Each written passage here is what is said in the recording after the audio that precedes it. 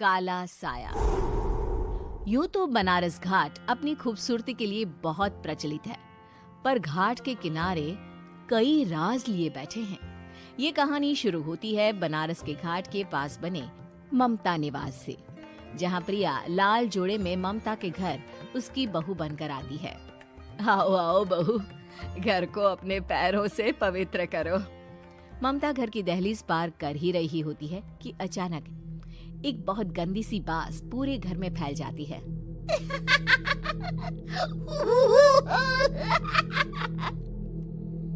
ये बदबू और ये आवाजें, ये कौन हंस रहा है माँ? अब ये पड़ोसी ना हमारे थोड़े अलग से है। कहाँ हम शाकाहारी और ये मांस मच्छी खाने वाले। छोड़, तू ध्यान मत दे और गृह प्रवेश कर। और हाँ बहू, अपनी सास की एक बात हमेशा याद रखना, इन पड़ोसियों से तो कभी बात नहीं करेगी। अच्छे लोग नहीं है ये। अपनी सास की ये बात मानेगी ना बेटा? हाँ माँ, जो आपकी मर्जी, मैं उनसे बात नहीं करूंगी। अगले दिन प्रिया अपनी पहली रसोई बनाने रसोई घर में जाती है। ये छोकी बात तो नाक में जा रही है। एक काम करती हूँ, खिड़की खोल देती हूँ। प्रिया खिड़की खोलने जाती है। इतने जाले, लगता है इस खिड़की को कभी खोला ही नहीं गया। पर ऐसा क्यों?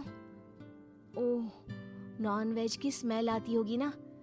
2 मिनट के लिए खोल लेती हूँ, फिर बंद कर दूंगी।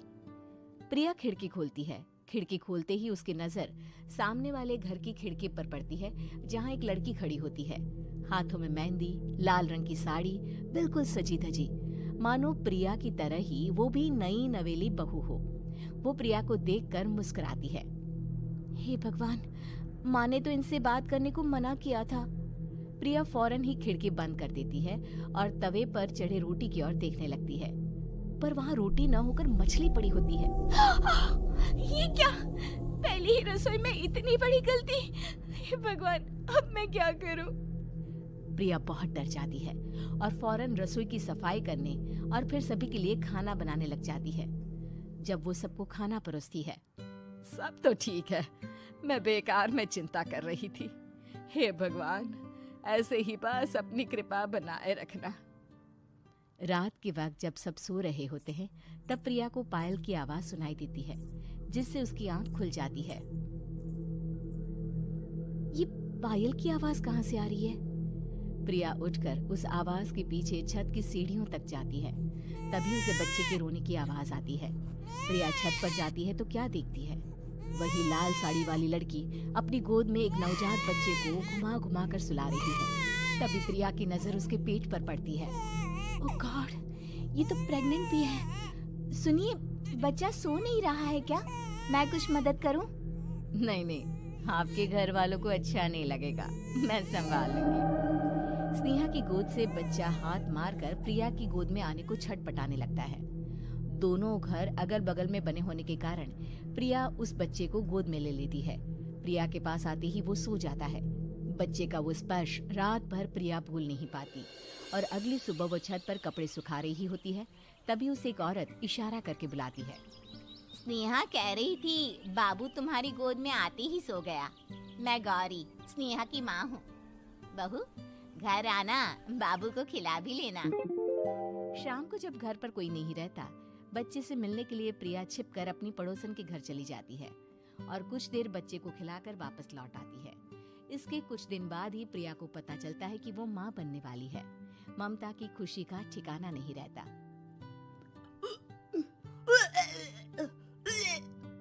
माँ जी, पता नहीं क्यों उल्टी आ रही है। प्रिया भागती हुई वॉशरूम में जाती है तो हरे और लाल रंग की उल्टी करती है। उस उल्टी में से कीड़े निकलते हैं। ये क्या? खून और ये कीड़े! माँ! माँ! प्रिया की आवाज सुनकर ममता दौड़ कर आती है, पर बेसिन में कुछ नहीं होता। प्रिया हक्की बक्की रह जाती है। ये सब क्या हो रहा है? प्रिया घबरा जाती है और अपने कमरे में जाकर सो जाती है। डर के कारण वो इतनी थक जाती है कि उसकी आंख लग जाती है। तब उसे ऐसा लगता है उसके पेट पर मानो कोई बैठा हुआ हो। कौन हो? प्रिया के पेट पर एक 5 महीने की बच्ची बैठी हुई थी, जो बुरी तरह जली हुई थी। माँ, तुम ही मुझे लाई ना अपने पेट में। मैं तुम्हारी माँ नहीं हूँ। कौन हो तुम? माँ, देखो मैं जल गई बुरी तरह से। 6 महीने पेट में रहने को भी मुझे नहीं मिला। सहला दो ना माँ। बचाओ, बचाओ, माँ! ममता दौड़कर कमरे में आती है। प्रिया की बातें सुनकर वो सब समझ जाती है। तू कहीं बगल वाले घर में तो नहीं जाकर आई ना बहू? मुझे माफ कर दो, मैं गई थी माँ। उस घर में सब मरे हुए हैं बहू। कई साल पहले स्नेहा उस घर में बहू बनकर आई थी। कुछ ही दिन में वो एक बच्चे को जन्म देने वाली थी। पूरा घर बच्चे के आने की खुशी में खोया था कि एक दिन अचानक उस घर में आग लग गई। सब बुरी तरह जलकर मर गए। गौरी आज भी दादी बनने का इंतजार कर रही है और इसीलिए स्नेहा ने अपना अजन्मा बच्चा तुम्हारी कोख में डाल दिया। ममता ये कह रही होती है कि पीछे से उसके पैरों को एक बच्चा पकड़ लेता है। दादी, दादी। माँ, स्नेहा की गोद में यही बच्चा था। ये बच्चा कौन है फिर? तेरी मौत है। तेरी भी दादी।